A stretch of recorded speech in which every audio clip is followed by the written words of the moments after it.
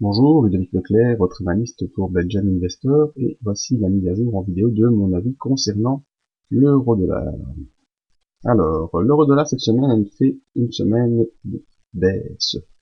En effet, moi j'avais envisagé plutôt une semaine de latéralisation, avec une poursuite de la tendance haussière en dehors des bandes de Bollinger et une consolidation vers la médiane de Andrews. Eh bien, dès lundi, on est revenu dans les bandes de Bollinger.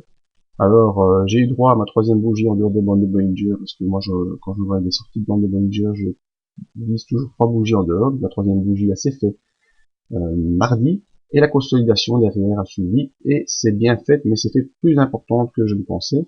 En effet, mercredi, on est venu enfoncer la médiane de Andrews pour poursuivre jusque la M100.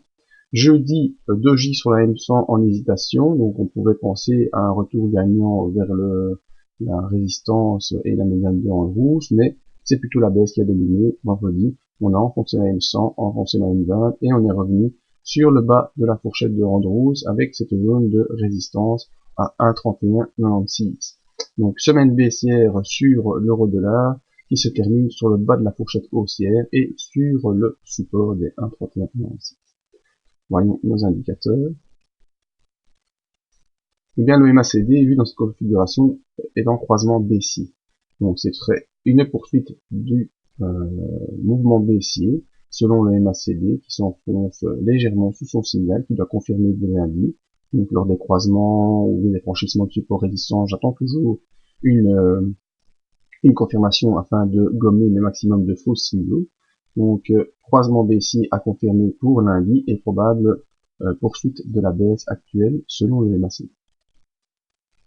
Alors le RSI, lui, il n'y a pas d'équivoque, il est bien baissier, il est revenu dans sa zone entre 60 et 40, et donc il y a vraiment une pression vendeuse qui se met sur le RSI. L'impulsion qui était haussière est complètement coupée selon le RSI, et on revient dans une zone neutre, plutôt une phase d'attente, avant une nouvelle sortie de ce range neutre entre 60 et 40. Et le stochastique, lui, qui nous montre les impulsions court terme, eh bien le stochastique est bel et bien baissier, sous son signal qui va également sortir début de semaine prochaine de la zone de surachat, et on s'enfonce vers les 50, donc vers la zone neutre, avec une probable poursuite au vu de l'inclinaison du stochastique, pour le poursuite vers la zone de survente. Donc cet indicateur nous avertit également de la possible poursuite de l'impulsion baissière qui est en cours. Donc résumons-nous, semaine baissière sur l'euro-dollar, avec des indicateurs comme le MACD qui vont croiser à la baisse. La force de l'impulsion est complètement coupée, donc le RSI revient en zone neutre, et le stochastique, lui, est aussi baissier.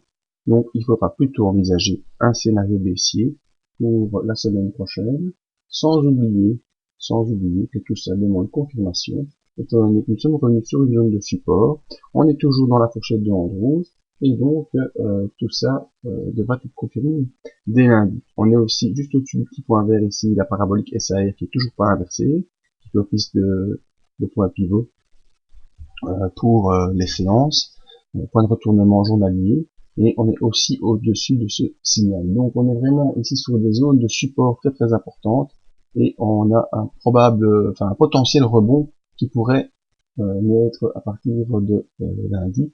Un rebond qui pourrait premièrement aller rejoindre la M100 ici, qui va poursuivre sa baisse, et au vu des indicateurs, il ne serait pas étonnant de voir plutôt le cours poursuivre sa baisse et revenir ici dans une zone à 1,3064.